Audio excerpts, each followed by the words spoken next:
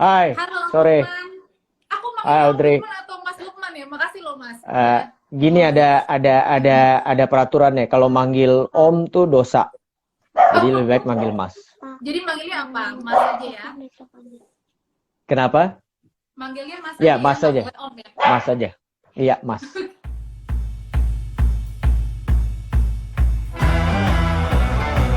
Selalu dalam keadaan sehat, dan kali ini saya Audrey Chandra yang Saat ini Cynthia yang saya bisa gambarkan adalah suasananya agak sedikit panas begitu karena api ini semakin membesar di belakang saya.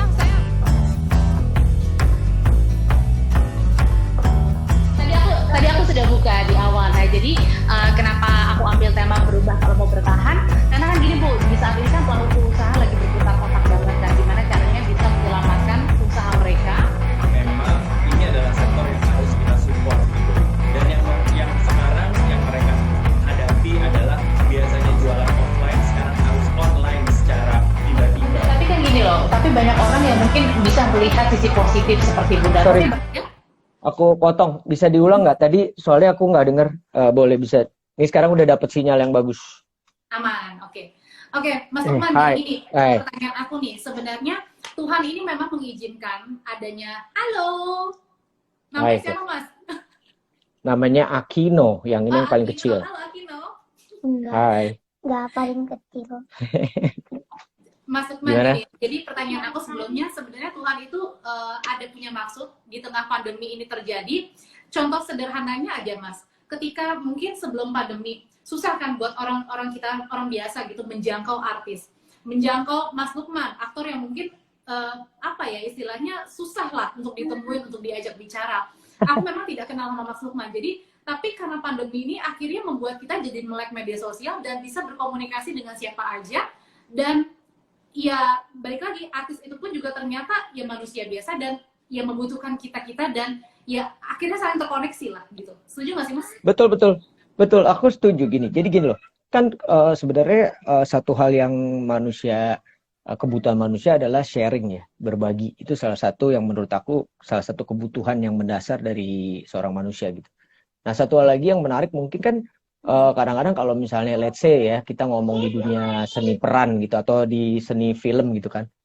Kadang-kadang untuk kita bisa, gue pengen belajar film dong, atau gue pengen tahu dong tentang film itu gimana, tapi lewat mana ya? Gue harus nunggu ada acara dulu, nunggu kalaupun ada acara misalnya yang dari luar Jakarta, karena acaranya di Jakarta jadi sulit dan segala macam gitu kan.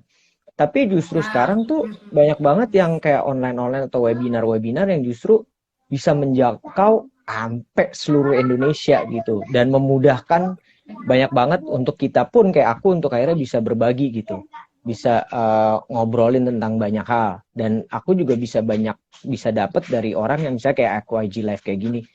Aku sering banget nemuin yang ternyata dari yang aku ngobrol, oh iya ya ini seharusnya bisa jadi seperti kayak gini. Jadi kita sama-sama bisa connect dan akhirnya bisa ngobrolnya itu kayak nggak bukan yang kayak dulu kayak Gak ada sulit, batas ya kayak Mas ya. mau Kayak ketemu usia kita kan gimana gak ya terbatas. gitu. Iya, jadi kayak mau ketemu di mana ya, nunggunya kapan ya, waktunya kapan ya. Misalnya, oh kalau misalnya di pekerjaan aku, oh mau ketemu teman-teman atau fans gitu, ya nunggu meet and greet gitu misalnya. Iya. Kalau sekarang kan nggak terbatas sama masalah meet and greet, itu sesuatu yang luar biasa sih menurut aku.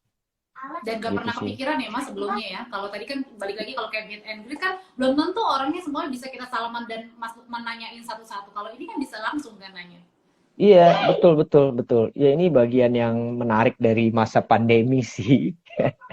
Oke, Mas Lukman sebelum aku nanya-nanya boleh disapa dulu nih Mas. Udah banyak sapaan nih Mas, Ya, silakan. Bo.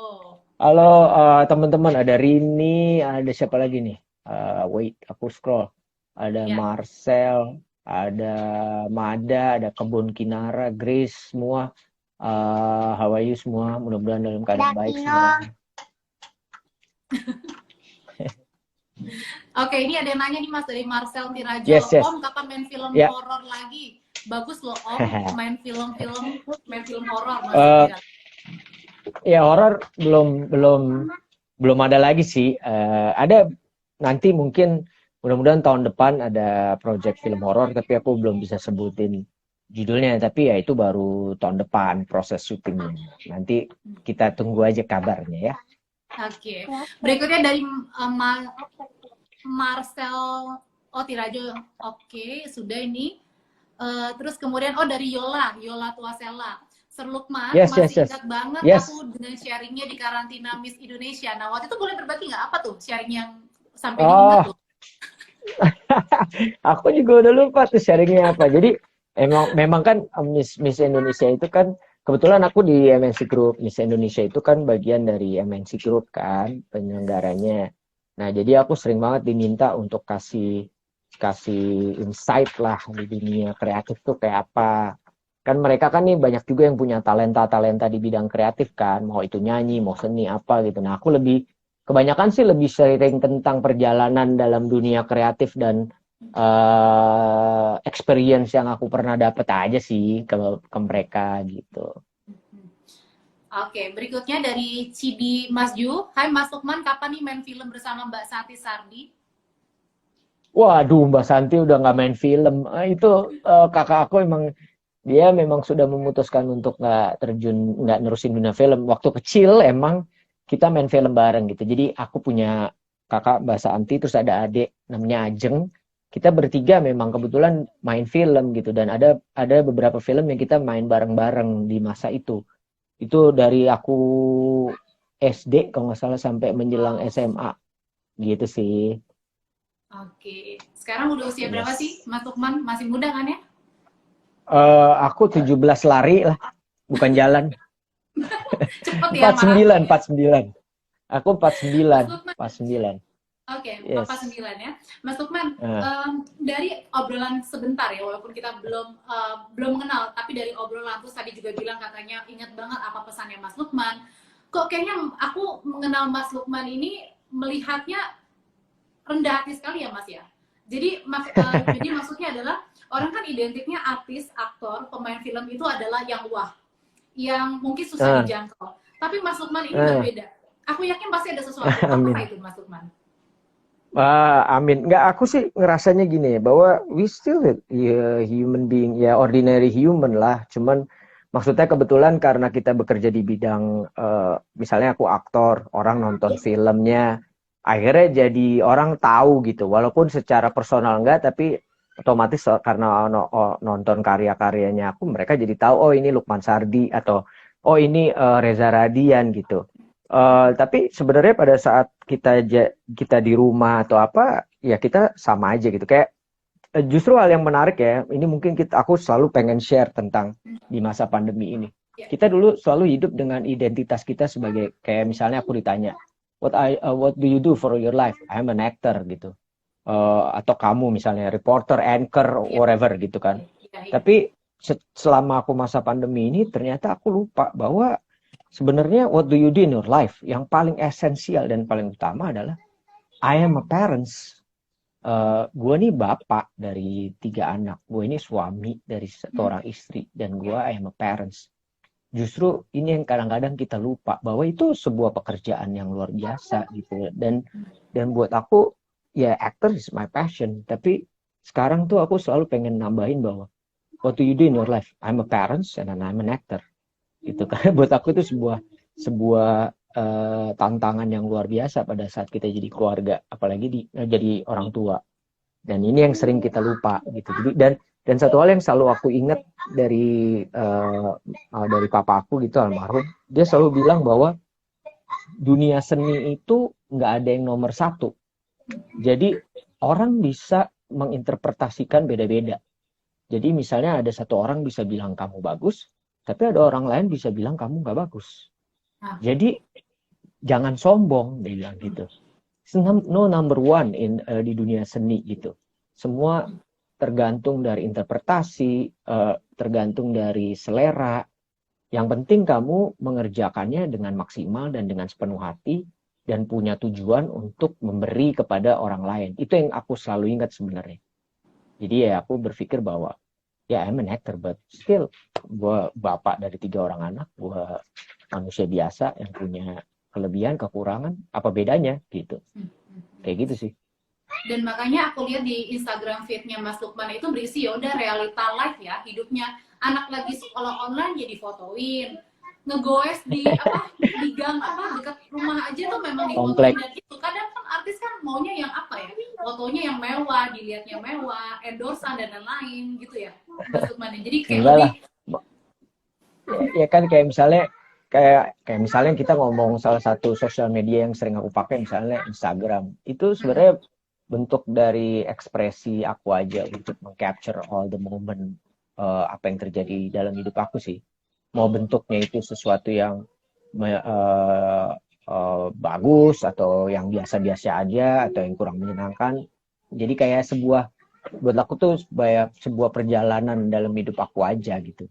Dan itu kan bagian dari juga karena aku seneng banget sama meng-capture everything gitu. Misalnya fotografi, apa segala macam. Akhirnya itu jadi bagian yang aku sangat relate lah dengan itu. Gitu sih sebenarnya. Apa sih bagi Mas Lukman value dalam hidup yang Mas Lukman pikir paling penting dan itu akhirnya terasa sama kita yang lagi nonton live IG sekarang nih? Memang terasa betul sih Mas. Oke. Value.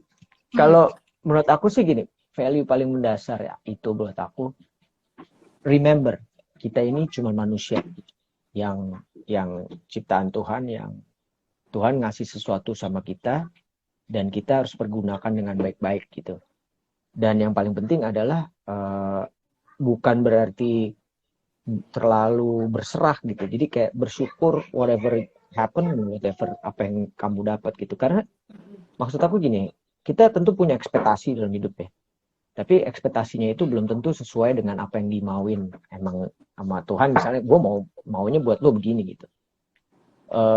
Pada saat kita nggak bersyukur, itu akan jadi kekecewaan seumur hidup yang bikin kita stuck gitu. Tapi aku ngerasa bahwa ya lo berusaha, lo melakukan apapun semampu mungkin gitu. Hasilnya ya Tuhan yang menentukan gitu. Hasil apa yang kita dapat bisa sesuai, bisa enggak. Tapi tetap harus disyukurin gitu.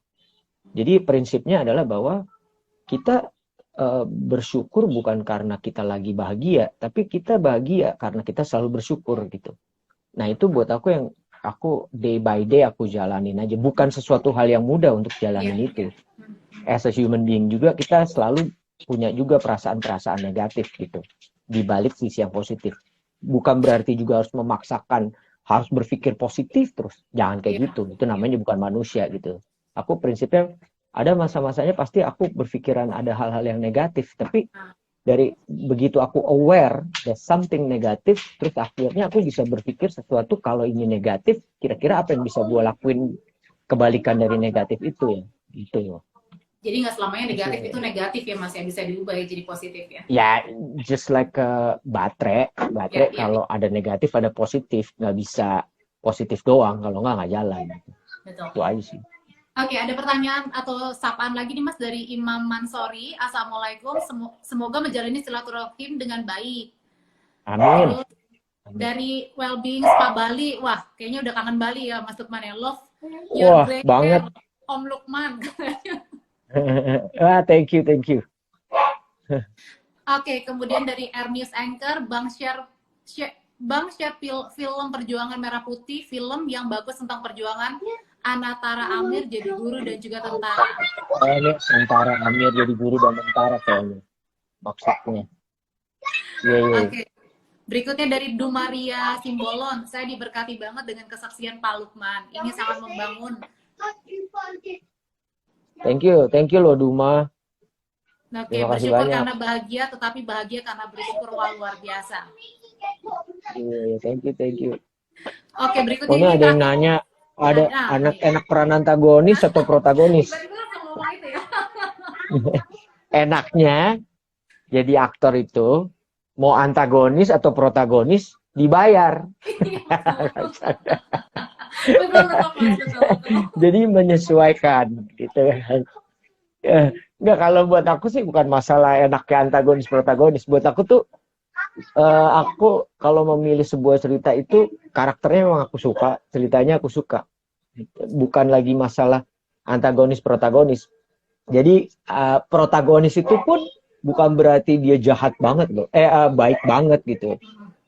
Jadi sesuatu tuh kalau kalau di dalam film tuh aku selalu ngelihatnya bahwa hidup itu nggak selalu plek-plekan juga protagonis dan antagonis. Kadang-kadang nih menurut aku apa yang kita pikir ini kalau buat film ya gitu, aku ngelihatnya apa yang kita pikir itu jahat buat kita, belum tentu itu jahat buat dia gitu. Kebenaran sebuah peran tuh berbeda-beda gitu untuk karakter. Nah itu yang menarik dan untuk kita kulik-kuliknya jadi sangat menarik banget gitu sih. Artinya beda orang, beda perspektif ya. Iya betul. Jadi kalau buat aku bukan lagi masalah antagonis protagonis, tapi Yang penting gimana dibayar. karakter itu bercerita. Itu udah pasti. Kalau nggak mana mau dong.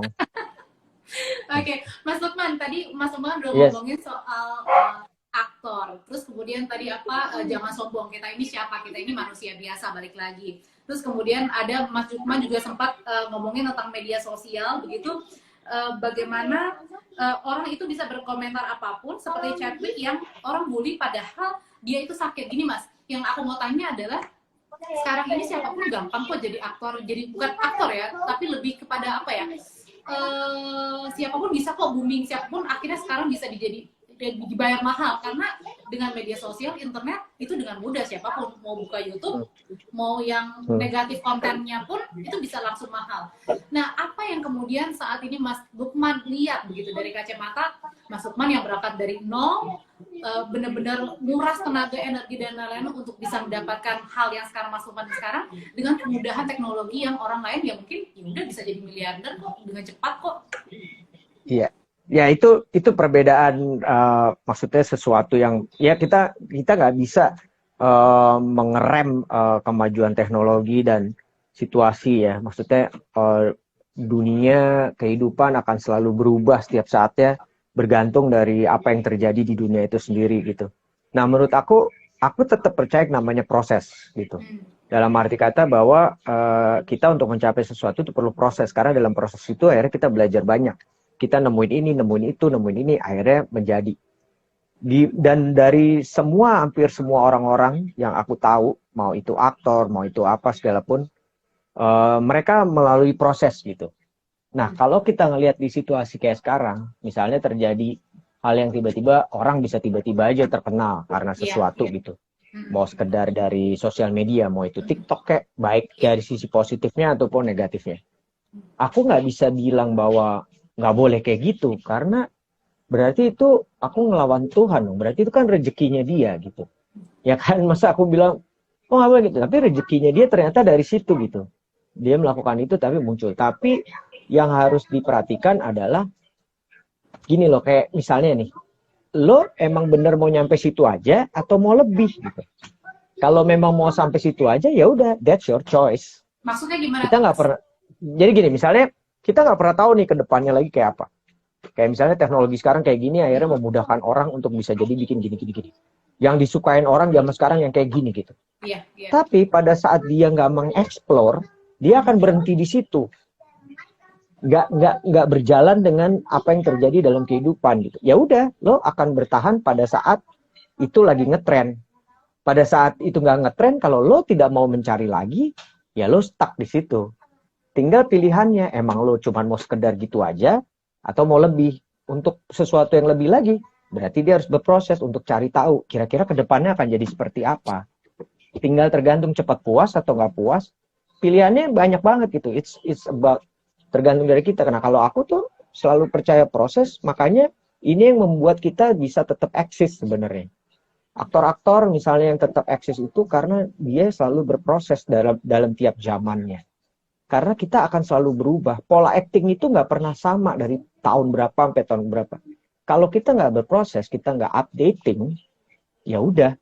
Misalnya kita dari tahun 60-an aja, cara bicara sama bahasa, sama gerak-gerik, beda sama tahun 80-an. Nah, kalau kita nggak updating, ya nggak akan kepake gitu. Maksudnya, kita harus terus berproses, bisa masuk ke tahun 60, bisa masuk ke tahun 2000-an dan segala macam.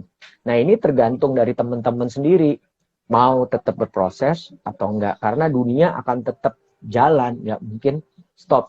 Nah, kalau misalnya setuju atau nggak setuju, kalau misalnya dari sisi aku lebih setuju dengan yang proses. Tapi kalau misalnya tiba-tiba terjadi yang kayak gitu, itu berarti rezekinya dia. Aku juga nggak bisa nahan dong. Itu kan rezekinya dia untuk dia akhirnya jadi terkenal, dia jadi bisa tiba-tiba booming, jadi kayak raya terhadap sesuatu yang berhubungan dengan sosial media dan segala macam. Nanti ke depannya gimana ya tergantung pilihannya masing-masing. Menurut aku sih gitu aja. Tapi lebih mending atau Mas Lukman akan pilih lebih mana? Lebih mending ada prosesnya, lebih mending dia menghargai prosesnya, atau ya udah deh, lagi masanya sekarang ya udah konten negatif banyak kok yang dimakan, ya udah gitu aja. Ya balik lagi, kalau aku suruh milih aku nggak bakal bilang yang konten negatif, ya kesel aja mikirnya gitu. Kok lo ngejual hal-hal yang negatif gitu kan. Tapi ternyata juga balik lagi ke orang-orang sendiri. Kenapa lo makan konten yang negatif gitu? Ya harus dari kita sendiri dong. Kita kayak misalnya barang, ada barang yang kita jual. Kalau barang itu tetap dibeli, ya otomatis produsennya akan bikin terus dong. Ya enggak? Tapi pada saat nggak ada yang ngebeli, ya dia mencari alternatif baru untuk supaya barangnya bisa dibeli. That's the point menurut aku. Jadi kita nggak bisa juga nyalain orang-orang yang ngasih konten sampah, tapi kitanya tetap nyambut gitu. Tetap nyambut konten sampah itu. Ya itu kan sesuatu yang sifatnya lingkaran. Ada barang dibeli, ya makin laku gua akan jual terus. Kalau nggak laku ya gua nggak akan jual yang itu. Gitu. Jadi maksud aku, kalau aku suruh milih, aku tetap pilih yang ada prosesnya. Dan kayak gini deh misalnya. Kayak dengan banyaknya sekarang kayak kompetisi yang sifatnya lebih ke instan gitu. Sebenarnya itu kan juga nggak instan-instan banget gitu. Kayak misalnya kita ngomong idol lah apa gitu. Mereka kan melalui proses di dalamnya kan. Mulai dari yang nggak ngerti, oke kamu bagus tapi perlu dipoles ini. Makanya ada si pelatih-pelatihnya. Fungsinya kan untuk menjalani proses itu gitu kan. Dan aku yakin juga misalnya YouTuber yang sekarang juga ngetop, itu juga aku tahu mereka menjalani proses mulai dari konten yang kayak gini nggak jalan, konten kayak gini nggak jalan. Akhirnya dia nemuin soul-nya baru jalan. Nah, begitu misalnya nanti tiba-tiba kontennya udah nggak kemakan, ya dia harus cari lagi kira-kira yang kayak apa. Kalau menurut aku kayak gitu. Yang penting gini loh, kalau buat aku kita yang penting tuh jalan terus dalam hidup gitu, jangan stuck gitu. Kayak goes sepeda kan, orang lagi demen sepedaan gitu. Kalau kita nggak goes ya jatuh, ya berhenti gitu loh. Kalau kita goes terus ya dia akan balance jalan terus gitu. Ya kayak gitu. Terus kalau misalnya kalau lo punya mimpi, nggak apa-apa lo punya mimpi, ya bangun tapi jangan tidur terus gitu. Kayak gitu loh. Istilahnya kalau lagi main sepeda, ya udah kalau udah diberhenti di sini, ya udah jangan berhenti terus di satu tempat. Kita harus goes ke tempat yang lain supaya bisa lihat keindahan-keindahan yang memang ternyata di tempat tersebut ada keindahan yang baru ya, Mas Lukman ya. Iya, sama aja kayak naik gunung misalnya. Aku suka banget sama naik gunung. Pada saat kita naik gunung, kita kayaknya ngeliatnya anjir itu jauh banget di ujung gitu. But when we time waktu naiknya kita enjoy, kita ngeliatin, kita nggak jalan, tetap jalan, konstan, lihat kiri kanan, nikmatin, ada istirahatnya bentar, jalan lagi. Itu begitu nyampe puncaknya tuh rasanya luar biasa gitu. Itu kan proses namanya, ya kan? Bukan sesuatu yang tiba-tiba naik, nyampe aja, kan enggak. Betul. Nah, ini juga ada komentar nih berkaitan dengan yang Mas Lukman ngobrolin. Ini dari Andre Agusti. Ini banyak konten gak jelas tapi banyak penonton karena ada giveaway. Ya Om, itu juga nggak salah ya Om, Mas Lukman? Ya, sekarang giveaway, kan itu bagian dari yang tadi aku bilang, bahwa dunia digital sekarang itu luar biasa. Apalagi dengan orang-orang ini akan berusaha berupaya untuk gimana caranya supaya kontennya, kan ini bagian dari orang mencari nafkah misalnya, ya. Let's say itu kerjaannya dia mencari nafkah. Dia pasti berupaya supaya dagangannya laku. Gimana caranya? Ada giveaway, ada apa. Giveaway itu kan bagian dari gimmick sebenarnya. Gimmick itu terjadi dimanapun di kehidupan ini. Bohong kalau tidak ada gimmick. Kita yang namanya promosi sebuah film aja, ada gimmick-gimmick tertentu yang dibuat. Tinggal seberapa jauh gimmick itu bisa membuat masyarakat untuk tergerak atau tidak. Nah, giveaway itu kan ternyata juga jadi fenomena yang luar biasa. Siapa sih yang nggak demen dikasih? Sekarang aku tanya, coba, itu logika yang sangat manusiawi banget begitu ada orang mau ngasih sesuatu yang misalnya uang kek atau apa, ya otomatis orang pasti seneng gitu. Tapi kita lihat aja sampai kapan itu akan jadi tren. Ini semua bagian dari tren sebenarnya. Ya kan? Tren yang sedang terjadi sekarang semuanya dibumbui dengan giveaway. Kita nggak tahu 5 tahun, 10 tahun ke depan terbentuknya apa lagi. Tapi kita sikapi aja sebagai manusia, sikapinya dari sisi positifnya, ya baguslah dia ngasih itu ke orang, ya kan? Jangan lihat sesuatu yang, wah ini gini. Nah, tinggal kita lihat kalau misalnya kontennya sampah, ya jangan dinonton. Jangan juga mau terima iya, jangan mau ditonton. Jadi gini, ada lucu gitu. Kontennya sampah, tapi mau terima hadiahnya. Ya sami mawon kan? Iya dong. Gitu loh. Oke, ini ada sapaan lagi dari Reza Orkan. Om Lukman, apa kabar? Baik. Ini Reza Orkan nih main sama aku di film Jalangkung nih. Wow. Masih udah lama baik, ya, Reza, apa kabar? Ya? Udah lama banget, udah lama. Jadi aku main film sama dia di Jalangkung, ada juga di apa tuh yang sama Reza juga tuh Firegate. Dia spesialis jadi hantu-hantu nih Reza Orkan. Dan keren gitu. Kayaknya kekangenannya Mas Lukman itu tergambar juga di Instagram. Beberapa kali ngeposting foto-foto lama ya. Kangen premier, kangen ke premier. Ya kan? Iya. Ya itu Mas bagian Lukman, dari hidupnya orang-orang film ya begitu. Ya itu kan. Gimana caranya sih Mas Lukman tetap waras di tengah pandemi ini sebagai pekerja seni? Gimana caranya tetap waras? Ya lihat sesuatu yang waras-waras juga gitu. Jangan ngelihat yang nggak waras gitu. Kan iya dong kan lingkungan itu kan kadang-kadang punya influence yang besar ya terhadap seseorang gitu. Kalau kita ngeliatinnya juga konten-konten yang bikin kita stres mulu atau hal-hal yang berita-berita yang bikin stres, kita perlu tahu berita apa yang terjadi baik dan buruknya, tapi bukan berarti fokusnya ke hal yang jelek. Kalau misalnya, let's say misalnya yang diomongin di grup WhatsApp tuh tentang situasi COVID mulu misalnya, kayak nggak ada sesuatu yang menyemangati, ya itu bikin kita nggak waras juga akhirnya gitu. Jadi baca buku yang bagus-bagus, kalau kayak gitu nonton film di rumah yang bagus. Dan yang paling menyenangkan kan sama anak-anak sebenarnya. Kadang-kadang kenapa sih susah banget gitu kalau kita punya keluarga, gue puyeng nih, gue stres. Kasian ya anak-anak lo sama istri lo nggak bisa, jadi bikin lo stres juga dan nggak bisa membahagiakan lo. Aku mikirnya gitu aja. Kan ini orang-orang yang lo sayangin, masa malah bikin lo jadi tambah pusing. Bukannya mereka yang akhirnya harusnya bisa jadi sumber kebahagiaan ya. Harusnya kan gitu mikirnya. Oke, pertanyaan aku berikutnya Mas Lukman. Menurut Mas Lukman, mental dan karakter itu pengaruhi hasil, betul atau enggak? Pengaruh apa? Mental dan karakter itu pengaruhi hasil. Oh ya, of course lah. Maksudnya kan kita kayak tadi aku bilang gitu, bahwa nih ya, kalau kita ngomong dunia keaktoran, aktor itu bukan cuma ngomongin punya acting yang bagus, enggak. Tapi bagaimana dia punya mental yang bagus gitu, mental untuk mau belajar, mau berproses, mau research, mau punya komitmen, punya disiplin. Bayangin nggak kalau aktor nggak disiplin? Mau syuting jam berapa, ditungguin, efeknya ke banyak orang, akhirnya produksi tertunda. Itu kan bagian dari mental. Karena ya gini kan? Mas, kita, sorry aku potong Mas Lukman, karena kan kepikiran di kita nih, orang biasa kan mikir, kalau artis itu kan yang ditunggu.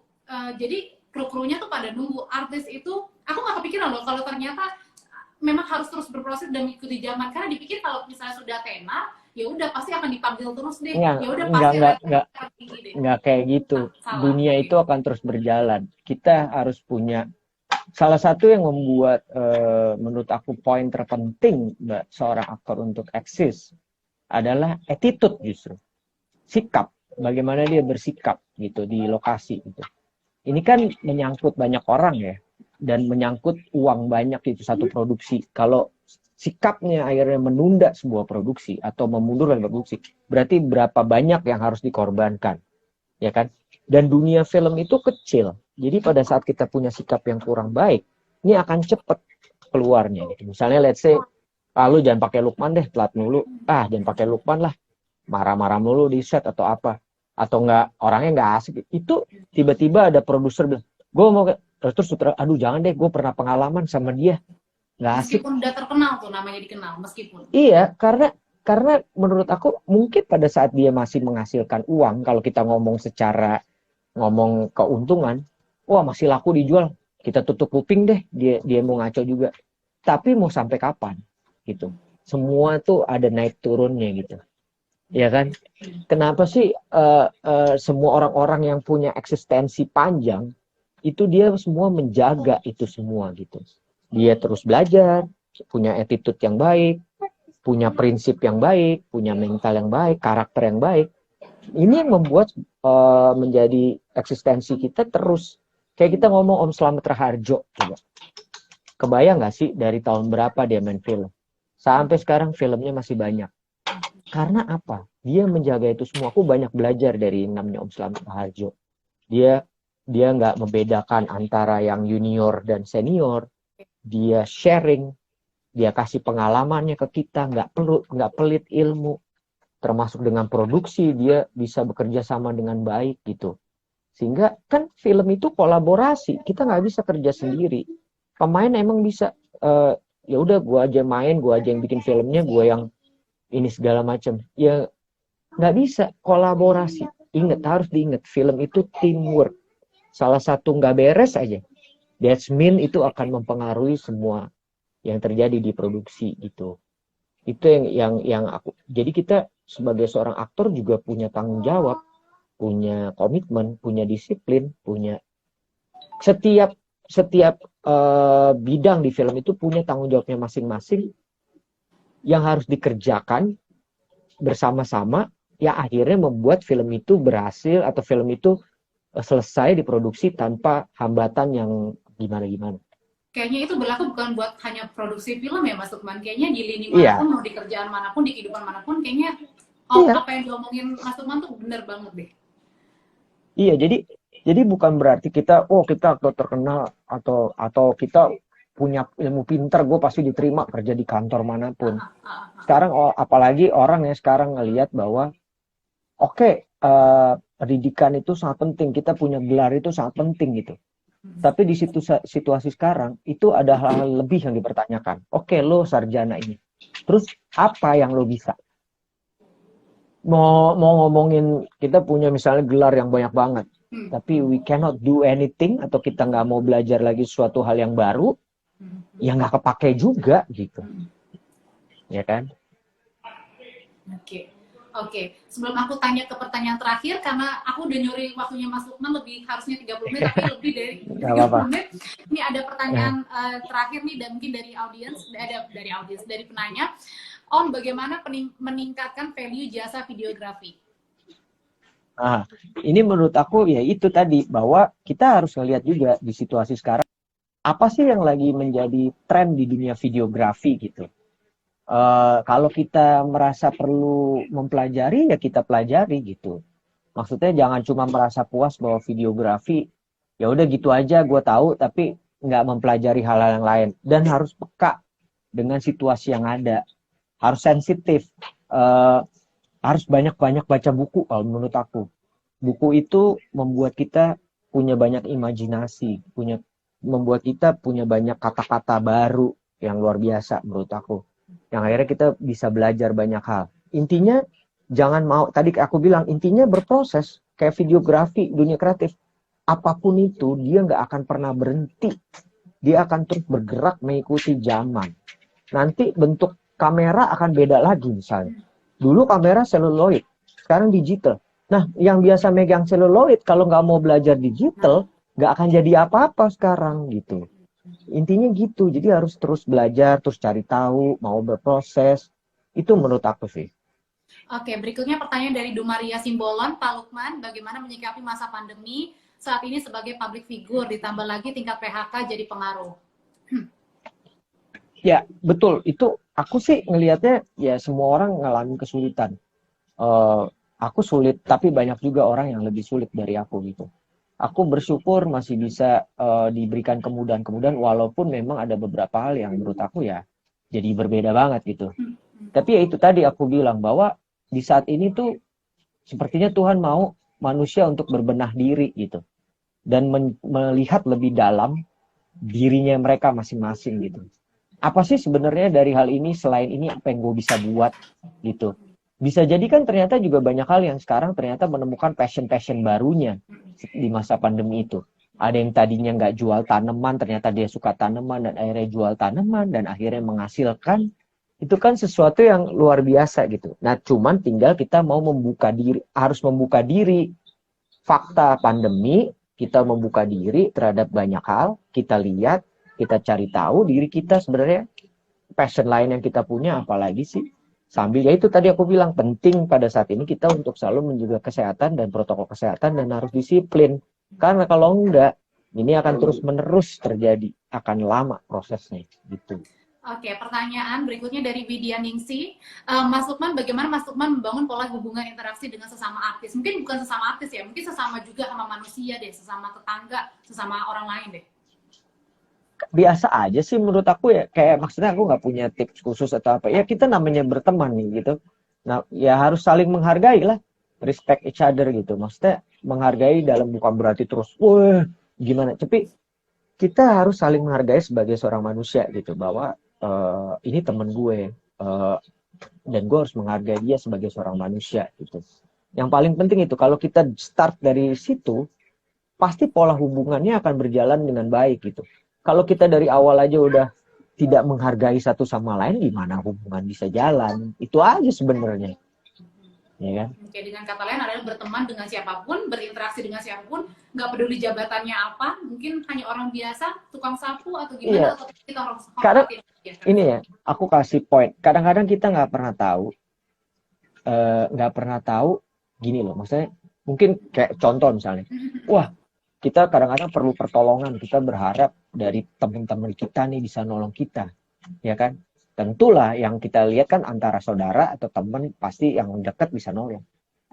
Tapi kita nggak pernah tahu justru dari orang yang tadinya kita nggak pernah sangka, tiba-tiba justru dia yang bisa nolong kita.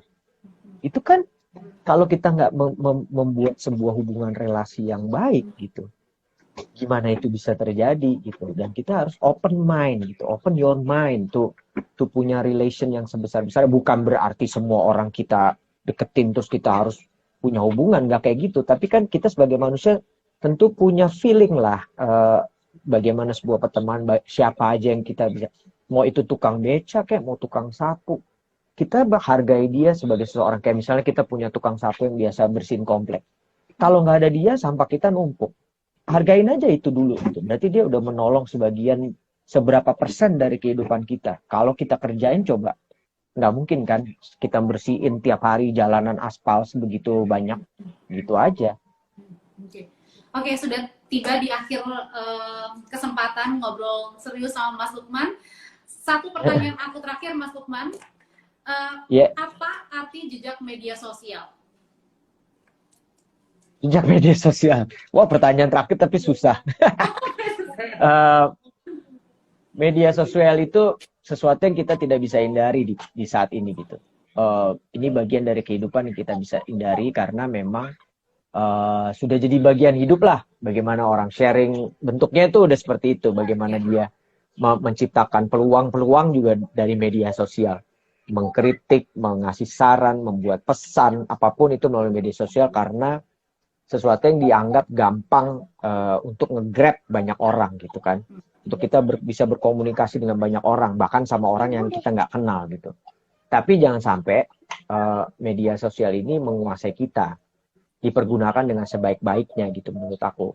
Misalnya kayak aku passionnya di fotografi atau passionnya di family, ya media sosial yang aku pakai sesuai dengan apa yang aku perlu, passion aku gitu. Maksudnya yang arahnya ke sana, dan ini menjadi sebuah jejak rekam yang baik tentunya nanti kalau misalnya kita lihat-lihat lagi gitu, misalnya tiba-tiba gue pernah ada di sini, gue pernah sama anak gue di sini atau apa.